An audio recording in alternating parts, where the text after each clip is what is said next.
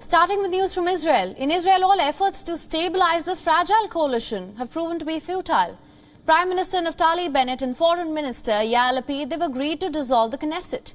The announcement will give power to Foreign Minister Yair Lapid in days and force new elections. 1 year ago, Bennett and Lapid forged an ideologically disparate alliance. The coalition temporarily ushered Israel out of an unprecedented era of political gridlock. But after a series of defections, Bennett is set to support a bill to dissolve parliament. The fall of the coalition, it will trigger a fifth election in less than 4 years. However, there is no guarantee of a viable new administration. Until new elections can be held, Bennett will step aside to be replaced by Lapid, who will serve as interim prime minister. Israeli newspapers reported new elections would be held on the 25th of October. This move means Lapid is now poised to host US President Joe Biden, who is due to visit Israel in July. לא חסכנו במאמצים על מנת לגייס את מי שנדרש כדי להעביר את התקנות, אבל לצערי מאמצינו לא נשאו פרי. על כן, ידידי שר החוץ יאיר לפיד ואני החלטנו לפעול יחד לפיזור הכנסת ולקביעת בחירות במועד מוסכם. Now, Lapid thanked Bennett for putting the country before his personal interest, but also said that the inability of the coalition to survive indicated that Israel is in need of serious change. Lapid said that he would not wait until new elections to begin tackling challenges that the country faces.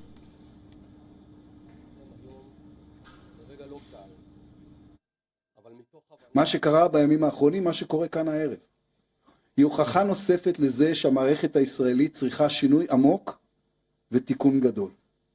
לפני שנה התחלנו יחד את התיקון הזה, אנחנו ממשיכים בו עכשיו וממשיכים יחד.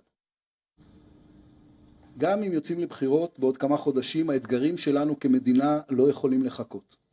אנחנו צריכים לטפל ביוקר המחיה, לנהל את המאבק באיראן, בחמאס ובחיזבאללה, להתייצב מול הכוחות שמאיימים להפוך את ישראל למדינה לא דמוקרטית. Now, opposition leader Benjamin Netanyahu hailed the end of what he called the worst government in Israel's history. Netanyahu is on trial over corruption charges that he denies. The veteran right-winger has pledged to form a strong and stable government of right-wingers. 12 months ago, the unlikely coalition of opposites had ended former Prime Minister Benjamin Netanyahu's record 12-year rule. אני מתכוון להקים ממשלה חזקה, לאומית חזקה, יציבה. אני חושב שהרוחות השתנו, אני מרגיש את זה. אני שומע את האנשים, אתה הולך לדבר עם אמהות ועם אבות, עם זוגות צעירים, עם ילדים, עם אנשים יותר מבוגרים, וחלק מהם הם אנשים שלא הצביעו בשבילו. ואומרים, אנחנו רוצים עכשיו את השינוי האמיתי. אנחנו רוצים שנחזיר את מדינת ישראל למקום הראוי לה. ואני מתכוון לעשות את זה יחד עם חבריי. And for more on this, our correspondent Jody Cohen has sent us this report from Jerusalem. Let's listen in.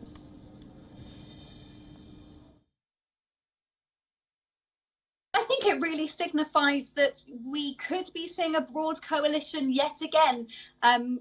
We don't know, a week is a very long time in politics in Israel, never mind between now and the end of October.